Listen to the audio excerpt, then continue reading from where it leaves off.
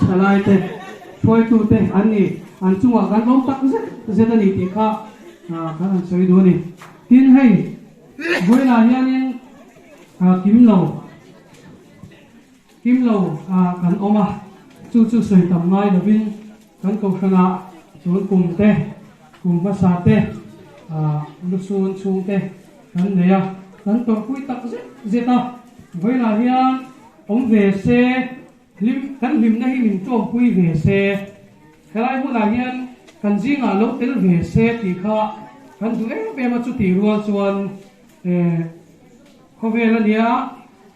machine kan đi chungin kan dak reng thi lawa voina local khom te ko ek ti kan lo chuan iso krista lo kan le na muak turi kan mut thi le hun te po alo om ve sel the ni voina local khom nge apo hian phang ang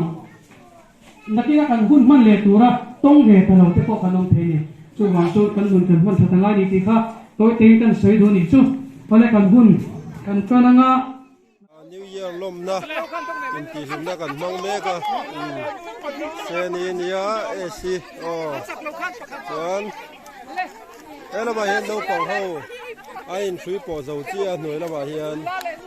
di hian nuwa van ti khop mai ei fair lo ti te po no man hi som ve ve o na hian nu la le nu som ve ve in three po le do ho in three po don hela ma hian nu la ho an oma o e si te nga ki te nu ho le nu la ho in three po don na me sak tuai tran zok nu ho nge nu la ho i tran zok nu la ho tran zok ani me sa nu la ho tran zok nge so wa na e tran zok nu ho i kan tran lo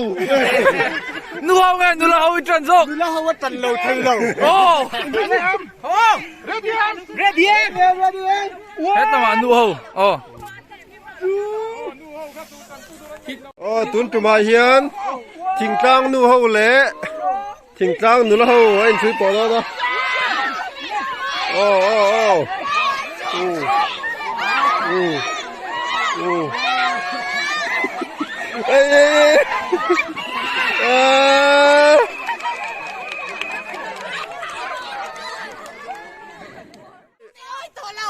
tun tu ma hian pu va na ron kal thei lo me ya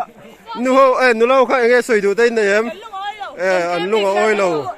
an lung oi lo le ni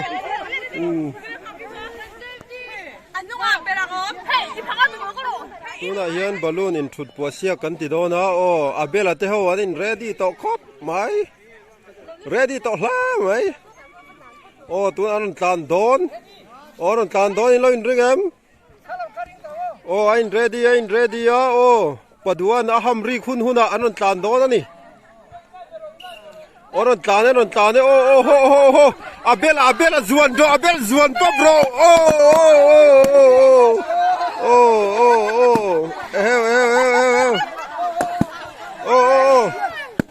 thoro an balloon in thut bua sia kan ti do na jo yi ac an tel nual mai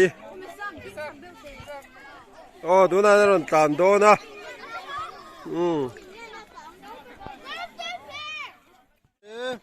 jo ite ri thot mai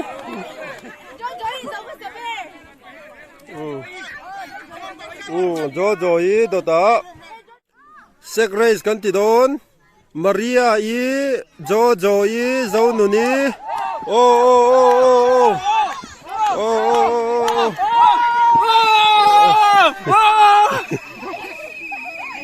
tuna hian nu ho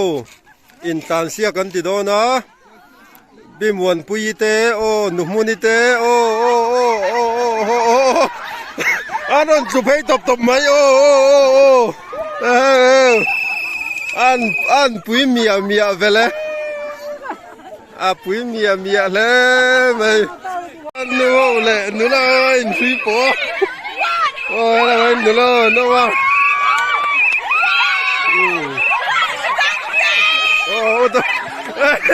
u đông tê gì nghe lâu đi bro ơi no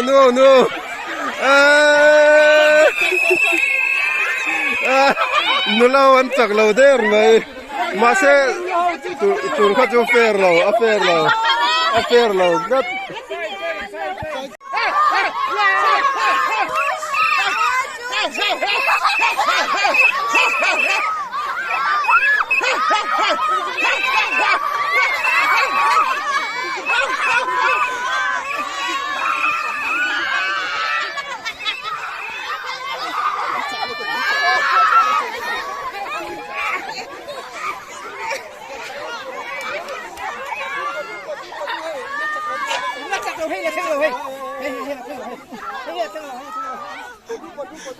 Jangan,